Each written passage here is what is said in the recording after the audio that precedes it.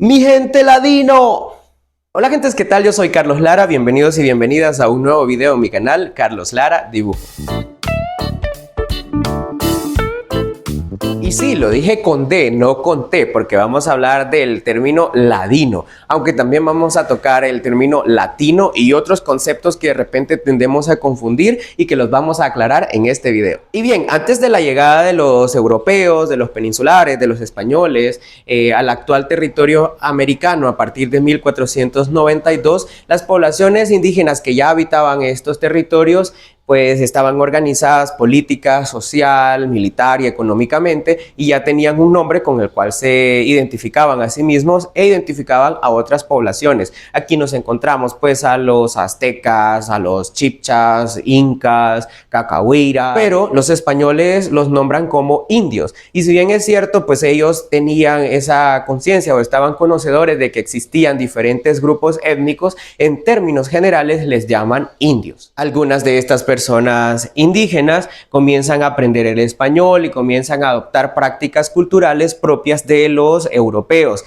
y a estos indígenas se les conoce como indios ladinos. Es decir, que el término ladino se refiere a esa persona indígena, o en este caso también africana, que adopta las prácticas latinas o prácticas europeas, el idioma, la religión, la vestimenta, las costumbres, las prácticas culturales, y se va adaptando más fácilmente a la sociedad colonial de ese momento. Esto no significa que esa persona indígena o africana pierde sus rasgos físicos. Ese fenotipo es innegable, ese se sigue manteniendo, pero las prácticas culturales propias de su pueblo se pierden probablemente en su totalidad o en su mayoría y adoptan las prácticas que son españolas. Lo mismo sucede con la población africana que llega y es traída al actual territorio americano, incluido el actual territorio salvadoreño,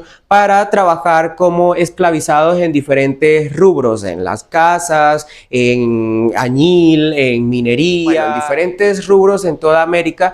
Y pues se comienza a traer negros bozales y negros ladinos. Los negros bozales son aquellos que son traídos directamente de África y que no hablan español, y todas sus prácticas, todas sus costumbres, su vestimenta, todo es propio de su pueblo. En el caso de los negros ladinos, ya hablan el español, ya conocen como el teje y maneje, como se dice, de la sociedad europea, y pues es más fácil que se puedan asimilar o adaptar a la sociedad colonial de ese momento. Con el pasar del tiempo, estas tres poblaciones se comienzan a mezclar y aquí va dando como resultado nuevas identidades.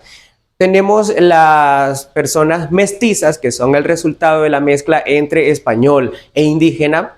Las personas mulatas, que son el resultado de la mezcla entre español y africano, y los zambos, que es el resultado de la mezcla entre indígena y africano. Entre ellos también se comienzan a mezclar y comienzan a surgir nuevos nombres, nuevos conceptos, pero con el pasar del tiempo eso se vuelve insostenible y nos encontramos con documentos de 1700, por ejemplo, en donde ya se engloba toda esta población en el término o el concepto mulato. Aquí vemos pues que los registros o los censos hablan de españoles, criollos, indios, negros y mulatos. Y mulato es pues el resultado de todas esas mezclas, principalmente teniendo ese ancestro africano en común. En 1807, por ejemplo, nos encontramos este censo que hace Gutiérrez y Ulloa, que es el gobernador de la Intendencia de San Salvador, y pues nos encontramos acá estas categorías de español, de mulatos, de indio. Vemos que la mayoría de la población de la Intendencia de San Salvador es mulata, y le sigue la población india o la población indígena y posteriormente la población española. A finales de 1800 ya va cambiando un poco esta cuestión, porque se va buscando ladinizar a la población, y ladinizar significa blanquear a la población, porque lo que se busca es el progreso, que se deje de ser indio, que se deje de ser negro o mulato o campesino y se va buscando como, digamos, el mejoramiento, no solamente en términos físicos o fenotípicos, sino también en términos culturales. Y claro, esta ladinización lo que busca es borrar todo lo indígena y todo lo africano, porque lo indígena y lo africano es considerado como atrasado o como primitivo, en contraposición a lo europeo, que es considerado el progreso y todo lo que va a llevar a la grandeza de la nación. Entonces, por eso se va borrando en términos culturales todo lo que tenga que ver con africano y con indígena. Esto llega hasta la actualidad. Las personas consideran que las prácticas culturales africanas e indígenas son atrasadas, o son brujerías, o son malas, o son del diablo, o cualquier otra cosa, y se exalta o se considera que lo mejor y lo correcto es lo católico o lo europeo. A principios de 1900 encuentran algunas partidas de nacimiento, y algunos no me dejarán mentir, que han visto la partida de nacimiento de su abuelo o de su bisabuelo, en donde dice que es ladino, hijo de ladino y de India. A mediados de 1900 hasta la actualidad, pues se va teniendo esa noción de que la población salvadoreña es mestiza. Y ya hablé en un video anterior que pues mestizaje no significa igualdad. Si la población salvadoreña se ha mezclado, pues es cierto, pero las mezclas no siempre han sido iguales, no es homogénea. Entonces, en algunas personas prima o es más evidente esa huella africana, en otras es más evidente la huella indígena y en otras la huella española. Actualmente vemos en las partidas de nacimiento que dice fulano de tal es salvadoreño. Y esto es una nacionalidad, pero la nacionalidad no tiene un color. Si dices, ¿cómo son los salvadoreños? ¿Cómo son las salvadoreñas? Bueno, de repente nos encontramos con salvadoreños que son muy blancos y salvadoreños que son muy negros y salvadoreños que tienen más características indígenas. Así encontramos personas diversas. Pero probablemente una persona haya nacido aquí de padres franceses y adquiere la nacionalidad salvadoreña. ¿Cómo es el salvadoreño? ¿Cómo es la salvadoreña? Probablemente en otros países, en Argentina, en Brasil, en Colombia, encontrar con personas que tienen características que consideramos salvadoreñas, pero eso no las convierte en salvadoreñas. Lo que te convierte en salvadoreño es pues que has nacido acá o que has hecho un proceso de nacionalizarte como salvadoreño. Una salvadoreña puede ser afrodescendiente o indígena, o una persona indígena y afrodescendiente puede ser salvadoreña. Y luego nos encontramos con el término latino. Y bueno, aquí nos preguntamos qué significa ser latino. Haber nacido en un país de Latinoamérica o haber nacido en algún país que ha sido invadido por estos países que hablan un idioma derivado del latín.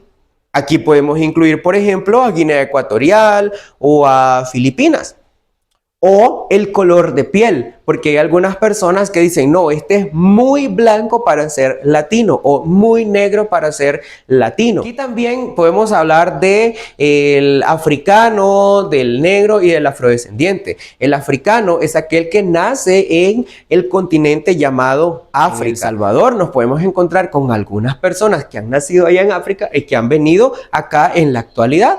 El negro nos entra por la vista, digamos, vemos a una persona que es evidentemente negra, tiene una piel muy oscura, y si bien es cierto, no podemos decir que toda persona negra es originaria de África, porque hay personas de la India, por ejemplo, que tienen otras características y pueden ser consideradas negras también, pero en términos generales, la negritud es asociada con África. Una persona negra no necesariamente es africana, puede ser de Brasil, puede ser de Estados Unidos, puede ser de El Salvador. Este concepto de negritud es bastante dinámico, está en constante discusión, hay diferentes posturas. Hay quienes son un poco más estrictos y dicen, bueno, una persona negra es la que cumple al 100% las características de lo que se considera una persona negra. Hay otras posturas que consideran que si bien es cierto, una persona pueda tener light skin o la piel clara, pero si tiene el resto de de características de una persona negra, entonces se considera